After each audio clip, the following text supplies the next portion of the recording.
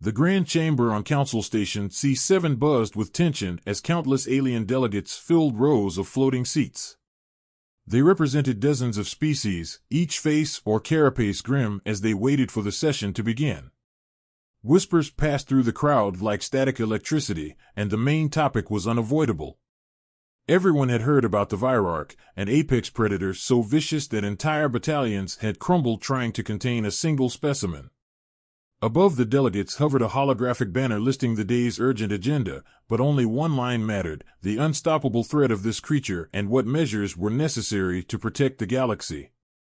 In a section reserved for lesser-known species, a human woman called Captain Marisol Alvarez, Mars for short, sat with her arms casually draped over the back of her chair. She wore the Earth Envoy uniform but had unzipped the collar slightly, revealing a laid-back attitude despite the dire circumstances. Other delegates glanced her way, some with curiosity, others with thinly veiled scorn. Humans were still a relatively new addition to the Galactic Council, and their unpredictability made them a topic of hushed conversation. Mars caught a few curious stares from a reptilian envoy across the aisle, but she merely offered a quick wink, which made the alien blink in confusion. Even while waiting for the session to start, she couldn't resist a small joke or two under her breath. "I've seen wilder stuff at an all-you-can-drink night in Vegas," she murmured, recalling her old Earth memories. No one else seemed amused. At precisely midday station time, the council chair glided to the center of the chamber. This being, a towering cephaloree with silvery tentacles sprouting from its elongated torso, tapped a staff on the polished floor. Lights dimmed, and a colossal hologram flared to life above everyone's heads. The image displayed a nighttime landscape on an alien planet, with squads of armed defenders huddling behind barriers. Suddenly, a dark shape blurred across the projection, dissolving the front line of troopers in mere seconds. The flickering footage froze on the ferocious jaws of the Virarch, a sinewy, furred mass of claws, teeth, and cunning intelligence that had eviscerated everything in its path. Gasps rippled through the crowd, some delegates recoiling from the magnified image. A resonant hush gripped the chamber. Data scrolled alongside the image: planetary casualty counts, failed attempts to repel the beasts, entire defense grids shredded like paper. The council chair's voice, wet and resonant, echoed across the walls. "We face a threat unlike any our collective civilizations have known. The Virarch hunts without mercy, adapts to every weapon we bring to bear, and has ravaged 3 outlying colonies in just 2 months. Our conventional strategies have failed." The chair turned one eye stalk toward the corner where Mars was seated. The gaze seemed to convey a silent challenge. "We must decide how to address this crisis before more worlds are lost." The hush remained, though alien delegates whispered to one another in frantic tones. Some demanded an all-out extermination campaign. Others insisted that capturing a living specimen for study might hold the key to understanding these creatures' weaknesses. Mars listened, twirling a small stylus between her fingers. She had skimmed the reports and found them terrifying, sure, but not hopeless. The savage outlines of fangs and claws in the hologram reminded her of ancient Earth predators, the kind that once roamed wild plains.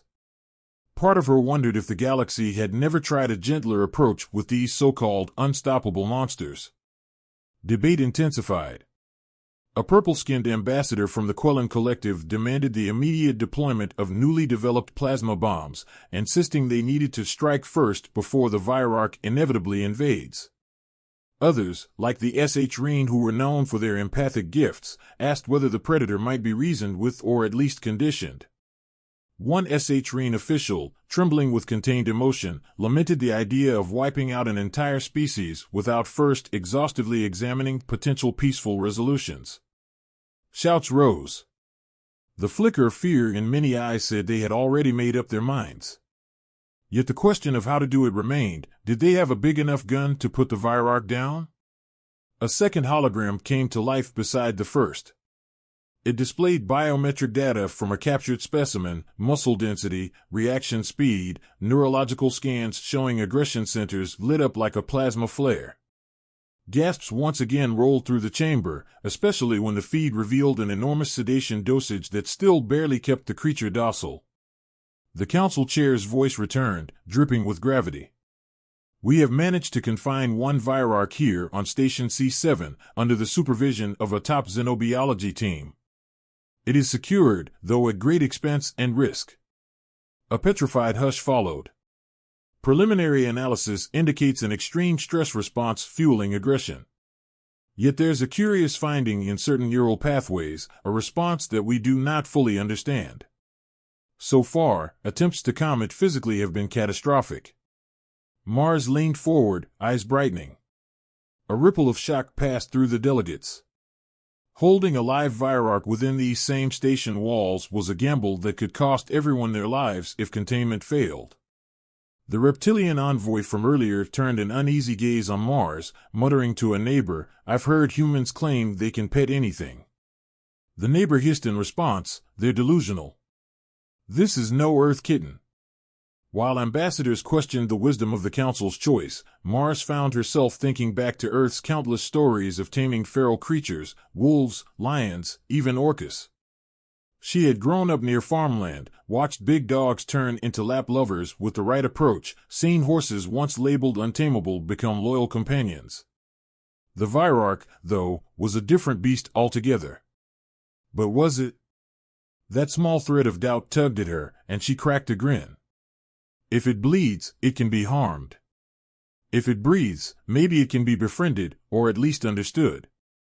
As the chair invited final remarks, delegates lined up, each offering their planet's perspective. One insisted on immediate dissection of the captive beast to glean every scrap of intel. Another, more hawkish, lobbied for testing new bioweapons. Meanwhile, a hush fell whenever the words apex predator were uttered. No one seemed to consider a path that might involve direct, unarmed contact, except Mars. The corner of her mouth quirked upward, a little smirk that didn't go unnoticed. She caught the eye of the station's chief xenobiologist, who stood behind a glowing console. That scientist looked both exhausted and desperate. At last, the council chair turned to Mars. "Earth delegate, do you have anything to contribute?" Many in the room expected her to pass the mic back. Humans were not exactly the biggest players in the galaxy's power structure. But she rose from her seat, ignoring the subtle rolling of alien eyes. Clearing her throat, she kept her expression calm, though amusement danced in her features. "I know you've tried sedation. You've tried shock collars, advanced weaponry, everything but gentleness. Where I come from, we've learned that not all beasts respond to the same approach. Sometimes, you need to speak to them in a language they understand." Her voice carried a quiet confidence that piqued interest from a few delegates, though others snorted. One of the older ambassadors scoffed openly, letting a scaly tail slam on the floor. And what language might a monster understand? Human. Mars's smile turned wry. Touch, maybe. Reassurance. We've domesticated some nasty creatures in Earth's history. I'm not saying it'll be easy, or that it'll definitely work, but if it even gives us a clue about how to handle the virarch, isn't it worth considering? A ripple of skeptical murmurs washed over the assembly. None wanted to be the one to support such an idea, but no one dismissed it outright either. Fear was powerful, but desperation sometimes opened minds. An alarm chimed, indicating the session's end. Many delegates hurried off, evidently relieved to step away from that terrifying hologram. A small cluster gathered around the council chair to argue next steps. Mars could already guess what was happening. Half wanted to blow the captive virarch to pieces, half wanted to dissect it first, and her unorthodox suggestion floated somewhere in the background, possibly dismissed as human naivete. She sighed, letting the crowd thin before she made her way to the exit. On the far side of the chamber, a security detail in black armor waited, weapons slung over shoulders. They were escorting the station's lead scientist, who was frantically typing notes on a glowing tablet. Mars recognized this as her opening. She sidled over, intentionally dropping a loud remark. "Did you say the sedation levels are stable?" The startled scientist looked up. Stable enough, but I wouldn't recommend anyone get too close." Mars lowered her voice and leaned in, ignoring the suspicious glare of the guards. "Mind if I take a peek?" Purely for research, of course. Her tone was light, almost playful. The scientist's brows creased. You must be joking. The council would never allow it. Mars kept a neutral smile. You do your job, Doc. Let me worry about the council. The guards exchanged nervous glances, but neither moved to stop her. Something in her confidence made them hesitate. She walked away, humming under her breath, her brain already spinning with possibilities. Everyone else saw a savage killer that needed neutralizing. Mars saw an opportunity.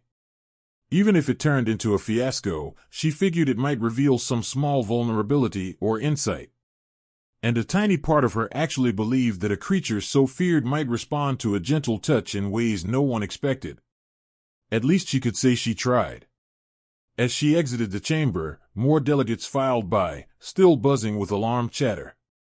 The tension in the corridors was as heavy as the station's recycled air. Yet she couldn't wipe that hint of a grin from her face.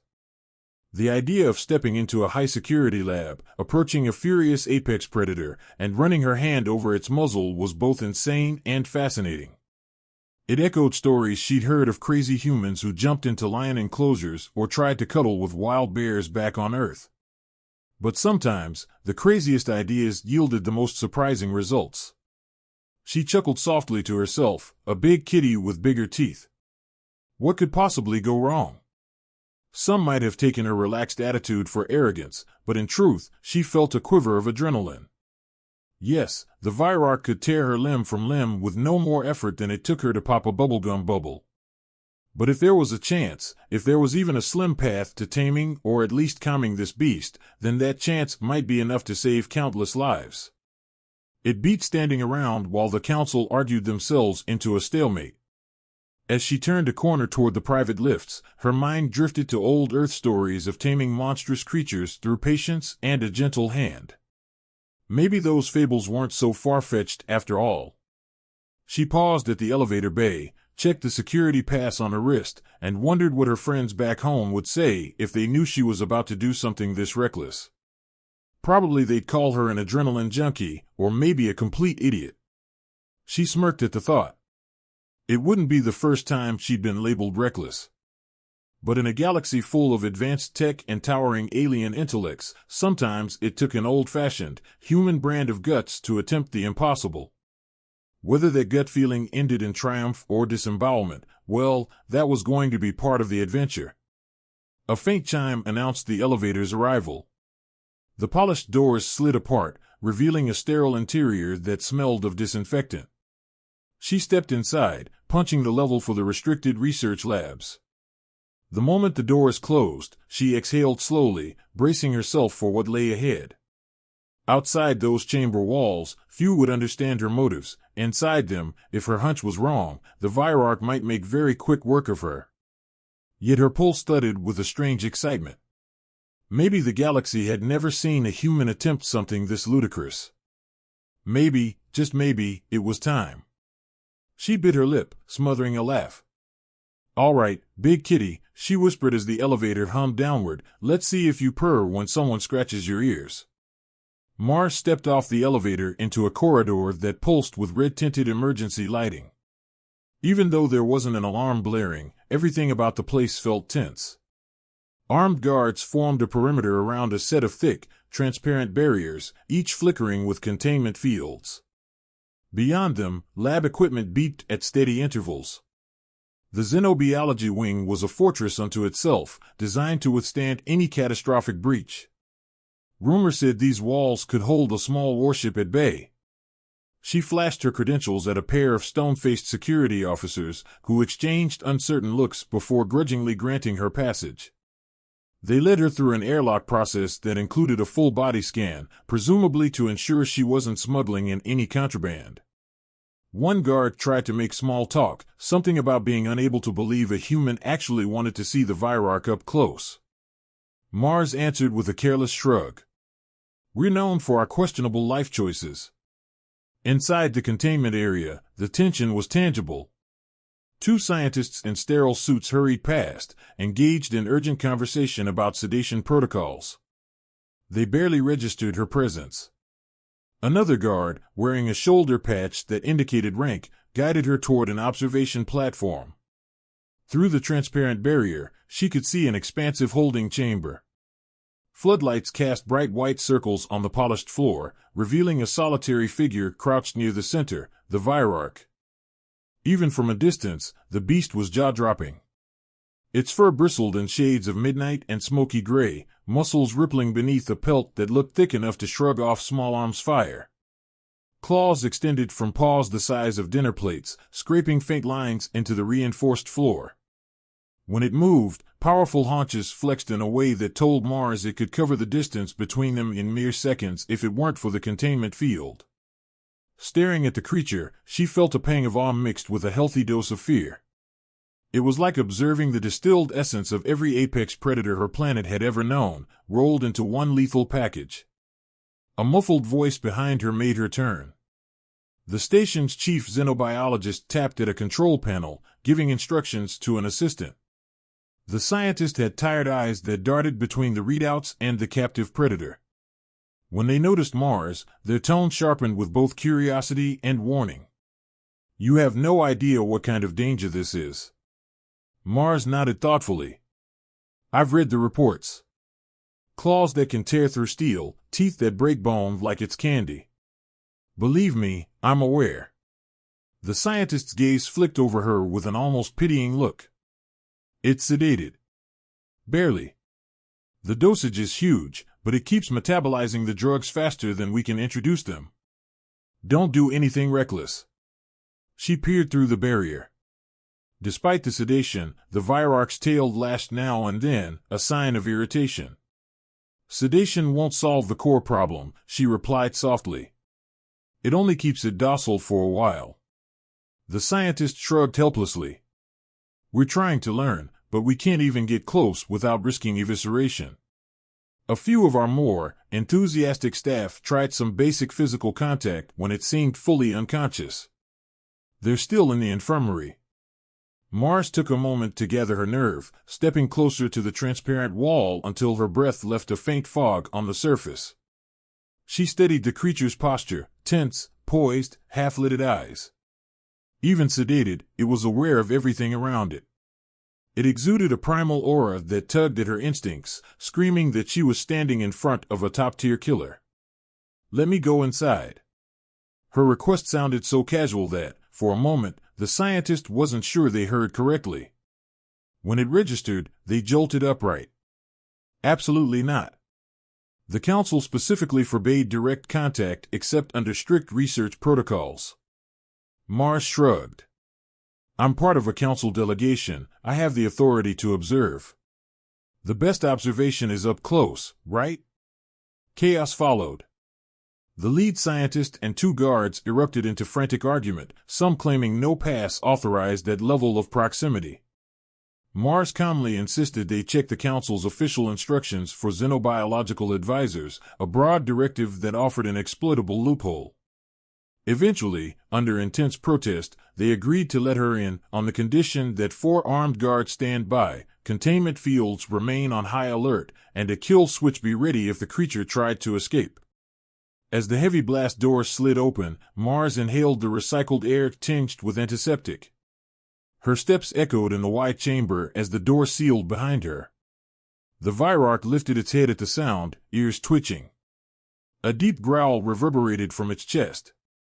She froze, meeting its gaze for the first time without any barrier. 2 glowing eyes locked on her, ancient and unreadable. Instantly, her body responded with a surge of adrenaline, heart pounding like a war drum. She noticed that her palms had gone clammy. Deliberately moving at a slow pace, she approached. The sedation made the Virarch's movements languid, but it still tracked her every step. Guards stood behind the transparent walls, rifles trained on the beast. She pictured them biting their lips, ready to open fire if it so much as twitched. Overhead, a floating camera recorded everything in crisp detail. She half expected some council bigwig to barge in and end this madness. She finally halted a couple of meters from the creature. Its hot breath reached her in short bursts. She steadied its muzzle, the curve of its fangs. The knowledge that a single bite could sever her torso was impossible to ignore. Yet she forced her posture to remain calm, remembering how Earth animals often reacted to human fear. She let out a gentle whistle that was part curiosity and part reassurance. The Virarch's ears pricked. It exhaled something between a growl and a puzzled snort. A hush fell across the watching crowd. No one dared speak. Mars crouched slowly, lowering her face so she wasn't towering over the beast. Her pulse thudded in her ears. She extended one hand, palm facing down to appear less threatening. The Virarch's lips curled, revealing rows of teeth that looked more suited to a horror holofilm than reality. A shout from behind the barrier warned her to pull back, but she ignored it. She let her hand linger, inches away from that muzzle. The moment hung in razor-sharp tension. She could practically taste the fear in the air, and it wasn't just her own. The beast's pupils dilated, analyzing her. Another low growl rumbled, but it didn't lunge. It seemed hesitant. She inched her hand forward, gently brushing the fur at the top of its snout. To her shock, it didn't clamp down on her arm. Instead, it went rigid, like every muscle tensed at once. She expected an explosion of violence, but no attack came. She stroked again, and the tension in those massive shoulders eased slightly. A hush rippled through the onlookers. Sweat trickled down her forehead. She quietly murmured nonsense phrases, hoping the gentle tone might mean something to a creature that had never been spoken to kindly in its life. Her voice quivered just enough to betray that she was no superhero. The Virarch blinked, confused. Another second passed, and it relaxed, lowering its ears. She dared a small smile, continuing the slow stroke behind where she guessed its earline might be. She had no illusions that this meant friendship, but for now it was enough. Shouts of alarm made her glance up. The sedation readout on a wall panel suddenly spiked, metabolism surging, indicating the creature was fighting off the drugs. She felt its muscles coil again under her fingers, a wave of fresh aggression rising. Over the intercom, the scientist's voice crackled, "It's coming out of sedation too fast. Get out of there." Guards scrambled behind the barrier, triggers half pulled. The Virarch bared its teeth and let out a roar that shook her bones. Yet she didn't yank her hand away. If she bolted now, she'd only confirm it had to chase or kill. Instead, she whispered, "Easy, big guy, easy." Its nostrils flared, hot breath blasting across her face. For a terrifying instant, she prepared to dive aside. Then the Virarch made a rasping sound, part snarl, part exhale. Its fury subsided just enough to keep from ripping her in half. She guessed it was as uncertain as she was. Adrenaline left her trembling, but she held her ground, slowly withdrawing her hand to show she wasn't forcing anything. The beast remained crouched, eyeing her warily. Its tail gave a half-sweep across the floor, sending sparks where claws scraped metal. Frenzied voices outside demanded she retreat, but she waved them off. The Virarch's breathing steadied again, though the sedation was clearly wearing thin. She raised both hands, palms out, signaling she wasn't a threat, then took a few cautious steps backward. She refused to break eye contact, heart still hammering. Only when she reached the door did she let herself inhale deeply. The barrier hissed open, and she slipped through, the guards shutting it behind her with a slam. She heard a flurry of cursing and urgent recalibrations of the sedation dosage. No one seemed to know what to say. Finally, the lead scientist stared at her as though she had just performed dark sorcery. "I thought it would rip you apart," one guard admitted in a shaky voice. She couldn't resist a small smirk. "I thought so too." Sweat dotted her temples, her mind still reeling from being inches away from one of the galaxy's deadliest beings. She looked at the creature again through the transparent barrier. It was pacing now, unsettled but not in a full homicidal rage. "Might sound crazy," she said, "but I think it understood I wasn't there to hurt it." Silence clung to the lab. Then came an onslaught of questions, how she remained calm, how she knew to touch it, what this might mean for future research. In the back of her mind, she knew the council would have a meltdown once they learned of this breach in protocol. But she had proven a critical point: the beast could respond to gentle contact, even if only for a few precarious moments. The galaxy's apex predator wasn't an unthinking killing machine.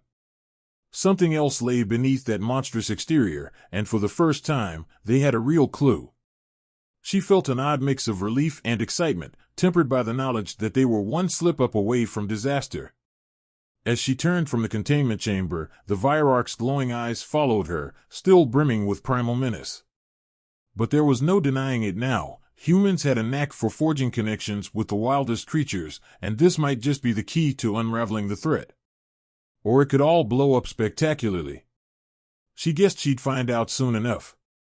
Mars arrived at the emergency council session still smelling faintly of antiseptic and adrenaline. She barely had time to catch her breath before alien ambassadors fired accusations her way.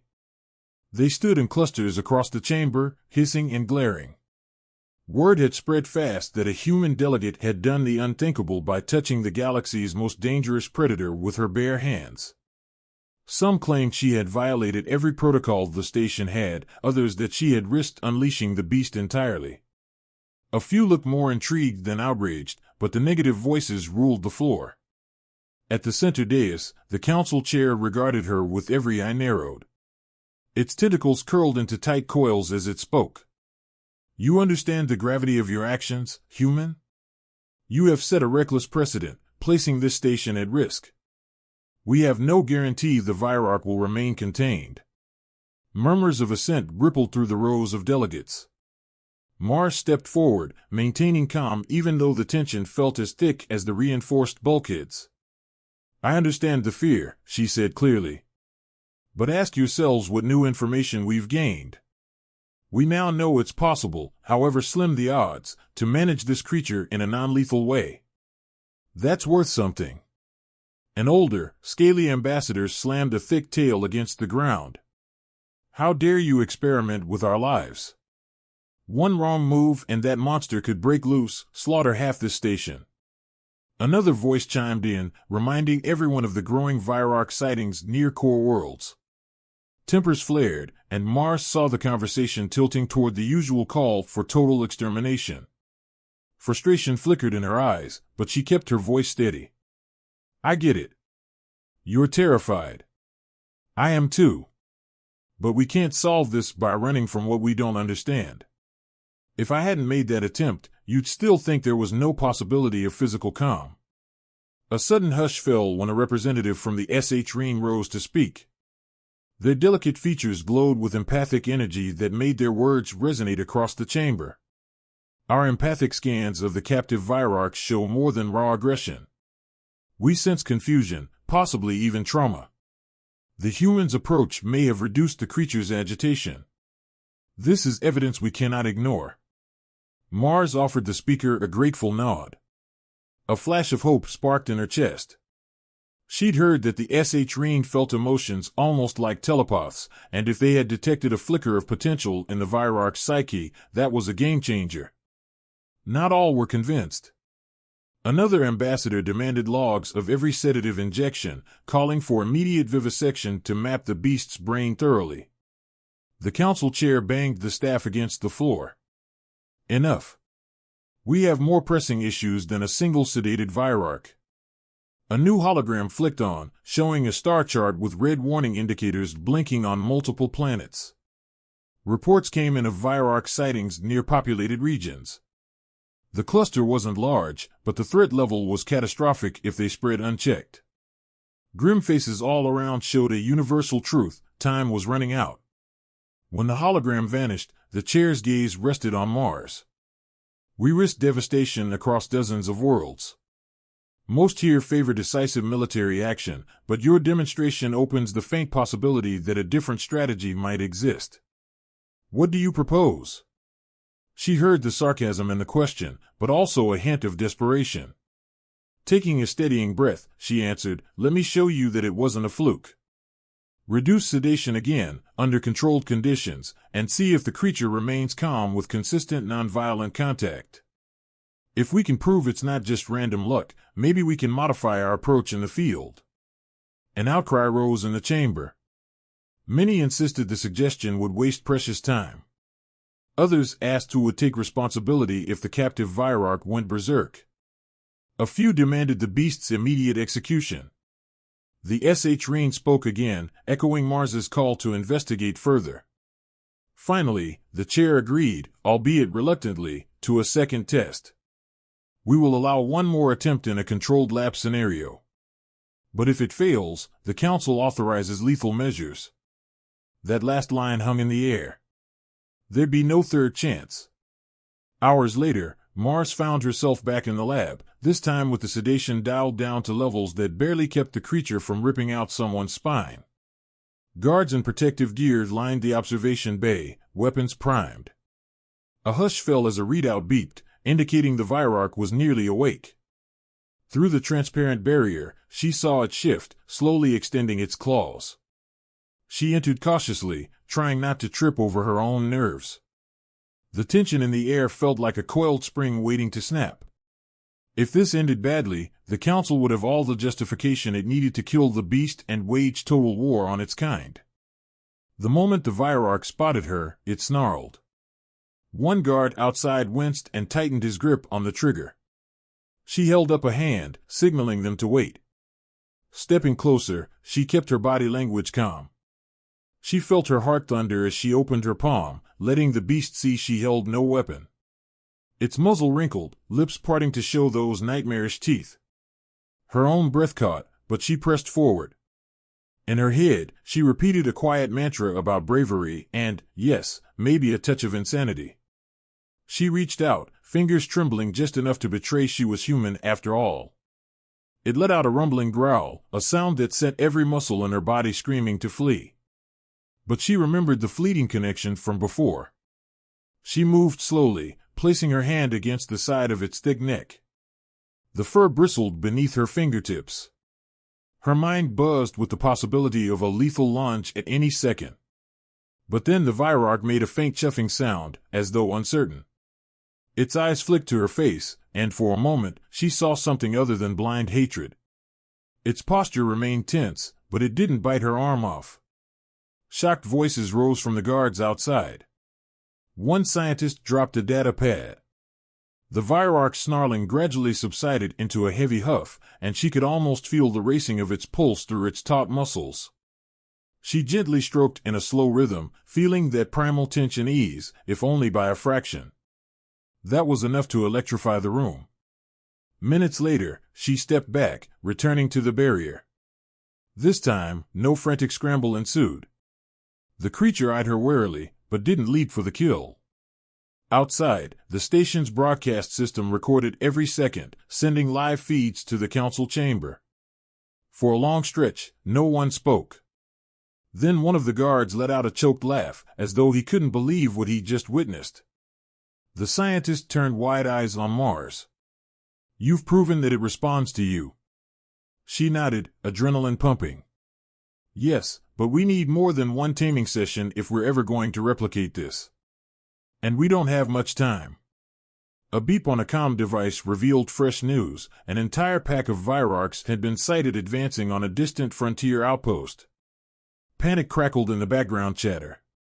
She glanced at the beast, then turned to the stunned onlookers. "We can't just hide here while other colonies fall. We have to act." The lead scientist swallowed hard. "You mean, out there?" She nodded. "We won't learn much more in a cage. Let me take what we've learned into the field. If this can work with one, maybe we can stop the rest before it's too late." Her words echoed in the sterile air. Some looked on in horror, others in cautious hope. The Council's emergency orders would be decisive in the coming hours, whether to bombard every Virarch sighting or gamble on an untested human strategy. Finally, she mustered a wry grin, looking at the captive predator. "Besides," she said under her breath, "I'm no stranger to dealing with a temper. Ask my ex." A few bystanders snorted at the black humor. Outside, the station's comm lines buzzed with alerts. Time was short, but a sliver of possibility remained. She intended to seize it, come what may. Mars touched down on the frontier outpost amid disarray. Blaster fire lit up the twilight sky, and the rattling boom of orbital strikes thundered in the distance. Soldiers sprinted across the landing zone, forming desperate barricades against snarling shadows that prowled just outside the floodlights. The transport's ramp hissed open, and she stepped onto the battered ground, flanked by a handful of tight-jawed security personnel who eyed her like she might be their last hope, or their first casualty. She glanced back at the ship's interior where the restrained Virarch crouched behind a portable containment field, sedation dialed down just enough to keep it from lunging at everything that moved. This was the same beast she'd managed to calm in the lab, but it was far from docile. Its eyes flickered with pent-up fury as it took in the chaotic surroundings.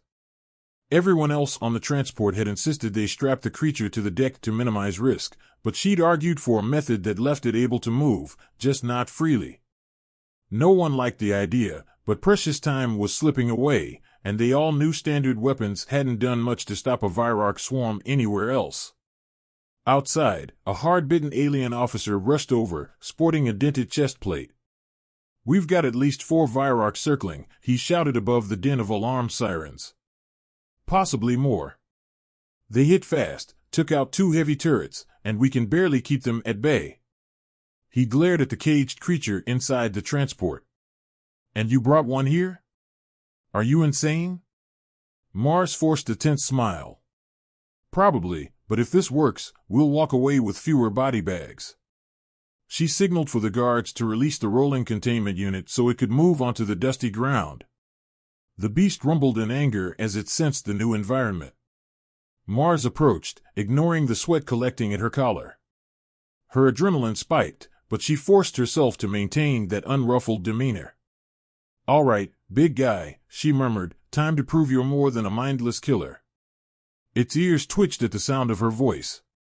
She carefully pressed a control on the harness that dropped some of the containment field, leaving enough slack for the Virarch to follow her, but not enough to tear loose and wreak havoc. It snarled, pacing the limited space. Shouts rang out at the perimeter. One soldier yelled that a monstrous shape was bounding across the open field, heading straight for the outpost gates. Mars knew that had to be the Alpha, bigger and meaner than any lesser packmate. Her muscles tensed as she pictured that beast colliding with the meager fortifications, ripping through defenders like tissue paper. She turned to the alien officer. "I need you to hold your fire unless absolutely necessary. If you start shooting wildly, this plan is toast."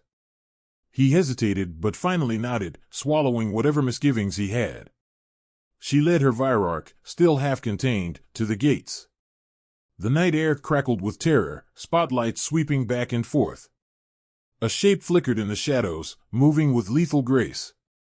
Then it appeared, the Alpha, easily a head taller than the one she'd tamed. Its fur bristled like black spikes, and eyes shone with unbridled malice. Soldiers on the walls gasped as it roared, a guttural thunder that shook dust from the ramparts. At her side, the captive Virarch let out its own snarl, muscles bunching as it recognized a rival or perhaps a pack leader. Mars took a deep breath. She stepped forward, drawing every gaze, not least the Alpha's. The creature bared teeth that could have shredded starship hulls if given enough time. Shouts erupted from the walls, urging her to pull back, but she raised a hand to silence them. If this worked, it would be about presence, calm, and that baffling physical rapport she'd stumbled upon. If it failed, well, she'd probably die before she could regret it. She advanced slowly, letting the subdued Virarch walk beside her. It bristled with uncertainty, alternating between a guttural hiss and low growls. The Alpha lowered itself, shoulders rolling, ready to pounce. Mars felt her heart hammer like it wanted out of her chest. She kept her posture steady, ignoring the urge to run screaming in the opposite direction. The Alpha's hackles rose, making it look even larger. It inched forward, each step a promise of potential violence. She could sense the entire outpost holding its breath. Carefully, she placed a hand on her Virarch's neck, the same spot she'd stroked in the station lab. Its tension didn't vanish, but it seemed to take a cue from her calm. The Alpha emitted a feral snarl, saliva dripping from razor fangs. In that split second, it sprang, covering the distance faster than thought. A chorus of horrified screams rang out. Mars braced, half expecting to be yanked out of her boots by unstoppable force. But her Virarch intercepted, letting out an echoing roar of challenge.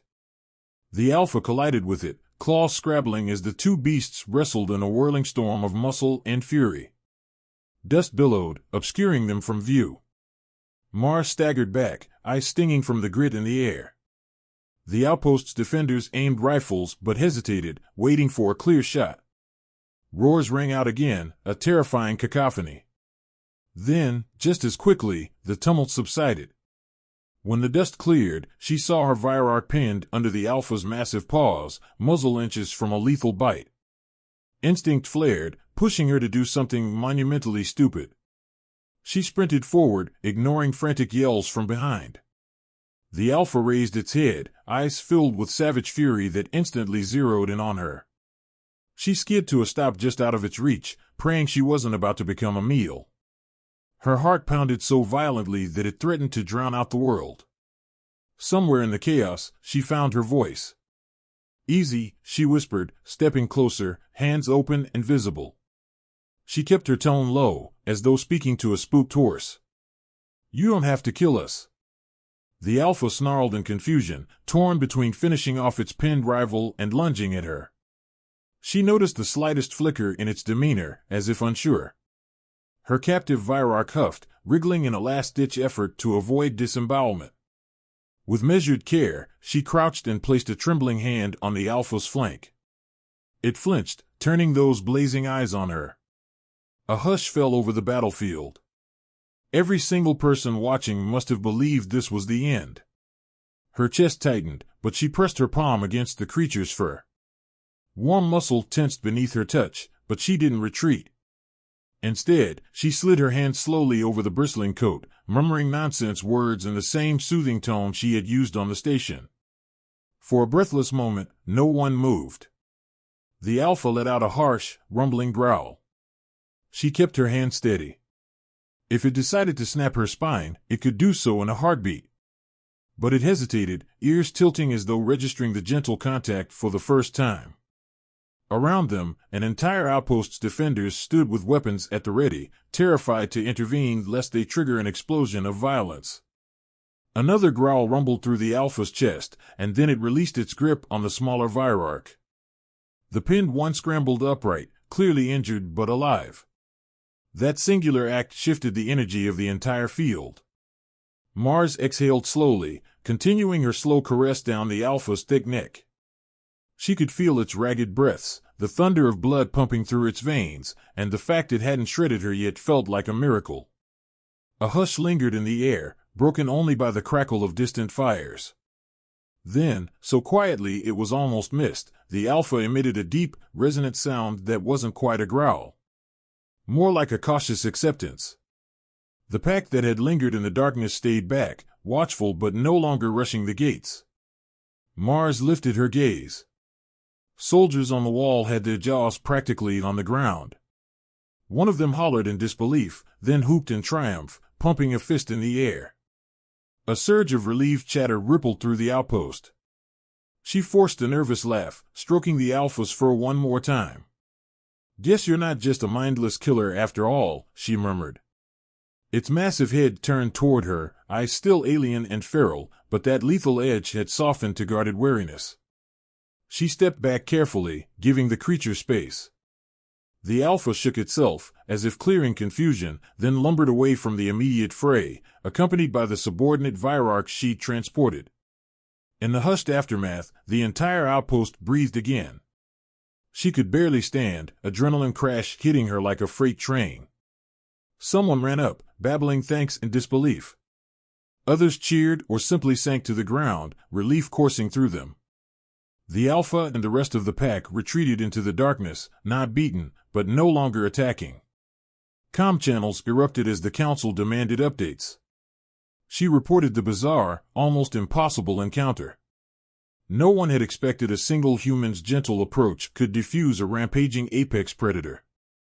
But the footage told its own story, and across the sector, a new strategy took shape, not annihilation, but an effort to communicate and understand these dangerous creatures. Whether that would end in cosmic harmony or chaos remained to be seen, but in that moment, it felt like a victory. Sweat still trickled down her temples when she found herself half laughing, half sobbing in relief. A gruff alien soldier stumbled over to her, offering a water canister. His mouth hung open in amazement. You just petted the galaxy's deadliest beast. Are all humans this insane? She wiped her brow, gulping the water down. Depends on the day, she joked, breath ragged. On Fridays, I'm even crazier. As the dawn began to break, coloring the sky with pale streaks, the outpost staff quietly took stock of the damage and the unexpected calm that had settled. She filed her report to the council, imagining the stunned faces waiting on the other end. The station's top brass would undoubtedly have 1,000 questions, but for now, she relished the uneasy peace. Humans, it seemed, had once again done the improbable. Later, while the outpost medics worked on the injured and the council's relief ships arrived, a small grin tugged at her lips. The raw tension of confrontation still thrummed in her veins, but she felt a sense of hope she hadn't experienced before. Maybe the galaxy would start believing that even the fiercest creatures weren't beyond reach if approached with courage and a gentle hand. And if that happened, humanity's place in the cosmos would shine a little brighter. She sent a final transmission back to Station Command, voice laced with weariness and triumph. Negotiations concluded successfully. The big guys still have claws, but they're not unstoppable if you know how to scratch behind the ears. Then, after a moment's pause, she added dryly, "You owe me one hell of a strong drink."